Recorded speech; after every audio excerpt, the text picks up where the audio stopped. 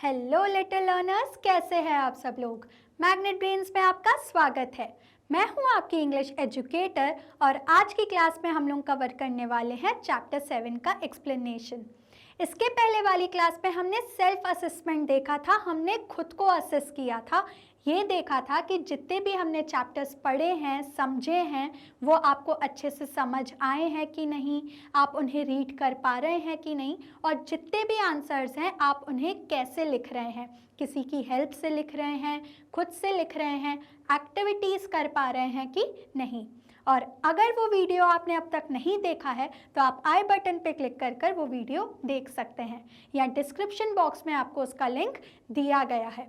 तो चलिए आज की क्लास के साथ स्टार्ट करते हैं और चैप्टर 7 को पढ़ते हैं। चैप्टर 7 का नाम है fit body, fit mind, fit nation. Fit body का क्या मतलब होता है कि हमें खुद को हेल्दी रखना है, हमारी बॉडी को हेल्दी रखना है। फिट माइंड, माइंड को भी हेल्दी रखना है, ज़्यादा सोचना नहीं है, फालतू की बातें नहीं सोचनी है, अच्छी अच्छी बातें सोचनी है।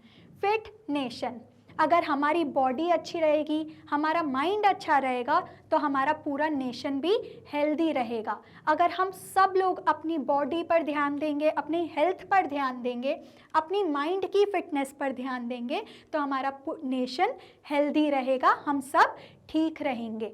अगर हम लोग बीमार पड़ जाएंगे या हमारा मन खराब होगा, हम कुछ अच्छा नहीं सोचेंगे तो क्या हम कोई काम कर पाएंगे? नहीं।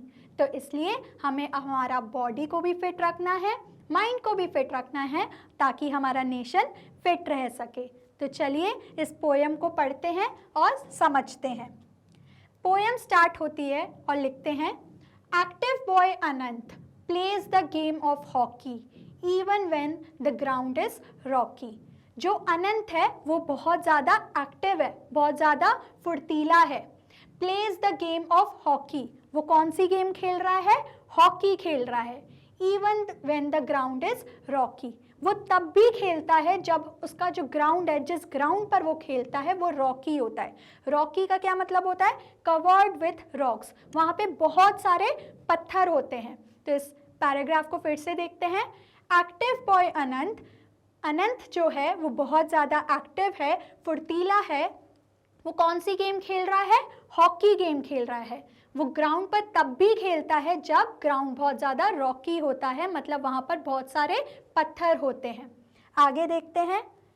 Graceful girl Geeta practises on her skates and learns daily from her mistakes. Graceful girl Geeta, graceful का क्या मतलब होता है? Having a smooth attractive movement और फॉर्म, जो बहुत ज़्यादा स्मूथ वे में कर सके, सारी चीज़ों को बहुत ग्रेसफुली कर सके, किसी में एफर्ट नहीं लगे, उसे हम ग्रेसफुल कहते हैं। तो जो गीता है वो बहुत ग्रेसफुल गर्ल है। वो क्या प्रैक्टिस करती है?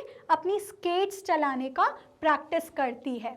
और वो रोज़ क्या करती है? वो लर्न करती है अपनी मिस्टेक से।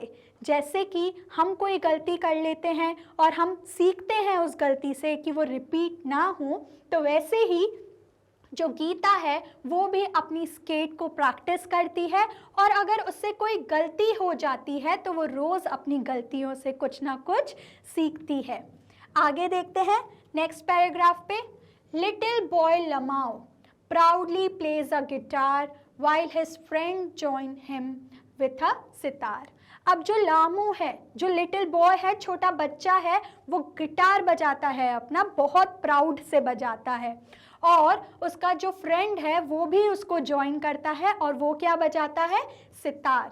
तो जो लामू है, जो छोटा सा बच्चा है, वो क्या बजाता है? गिटार बजाता है, बहुत प्राउडली बजाता है, और जो उसका फ्रेंड है वो भी उसे ज्वाइन करता है और वो क्या बजाता है? सितार। आगे देखते हैं नेक्स्ट क्या दिया गया है। Swift girl Shabana after winning a cycle race happily celebrates her fastest pace. अब जो हमारी शबाना है वो क्या है? स्विफ्ट गर्ल है। स्विफ्ट का क्या मतलब होता है? क्विक, फास्ट, बहुत ज़्यादा फास्ट गर्ल है। जो शबाना है वो स्विफ्ट है, वो बहुत ज़्यादा फास्ट है। After winning a cycle race, अब जब उसने अपनी जो साइकिल रेस है जिसमें उसने पार्टिसिपेट किया था उसने उसको जीत लिया और उसके बाद happily celebrates her fastest pace, और उसने उसको बहुत खुशी से सेलिब्रेट किया, उसको बहुत खुशी से मनाया अपने फास्टेस्ट पेस को। पेस का क्या मतलब होता है students? The speed at which you walk, run etcetera. जब जिस स्पीड में हम चलते हैं, भागते हैं या साइकिल चलाते हैं उसे हम लोग पेस कहते हैं। तो शबाना ने क्या किया, जो बहुत ज़्यादा स्विफ्ट है, बहुत ज़्यादा क्विक गर्ल है, उसने अपनी साइकिल रेस को जीतने के बाद अपनी जो फास्टेस्ट पेस है, अपनी जो स्पीड है, उसको सेलिब्रेट किया, खुशियों से सेलिब्रेट किया। आगे देखते हैं। And then there is me, musical Meena singing in rhythm. अब ये पोयम हमें किसने बताई है? मीना ने बताई है। फिर वो अपने बारे में बताती है कि लास्ट में आती हूँ मैं, मीना, जो बहुत ज़्यादा रिदम में गाना गाती है। रिदम मतलब ताल, एक सुर में गाना। इसको इंग्लिश में पढ़ के देखते हैं। Regular repeated pattern of sound को हम लोग क्या कहते हैं? रिदम। एक सुर में, एक ताल में मीना गाना गाती है। आगे देखते हैं क्या दिया गया है। Cheerful children everywhere, playing is a joy for every girl and boy. अब आगे हमें लास्ट में क्या दिया गया है कि जो चीयरफुल चिल्ड्रन है, खुशी से झूमने वाले बच्चे जो बहुत ज़्यादा खुश हैं, वो इधर उधर घूम रहे हैं, सब जगह खुशियों में दिखने वाले बच्चे हैं। प्लेइंग इज़ अ जॉय, खेलना एक बहुत खुशी की बात है।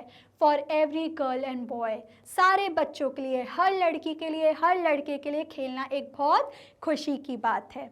तो स्टूडेंट्स, इसी के साथ हमारी पोयम होती है कंप्लीट, और मैं होप करती हूँ कि आपको ये वाली पोयम बहुत अच्छे से क्लियर हो गई होगी।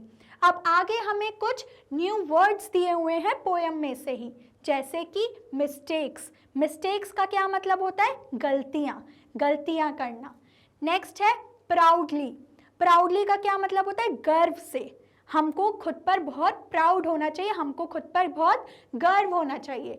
प्राउडली का क्या मतलब होता है? गर्व। नेक्स्ट है पेस। जैसा कि मैंने आपको बताया, पेस का क्या मतलब होता है? स्पीड।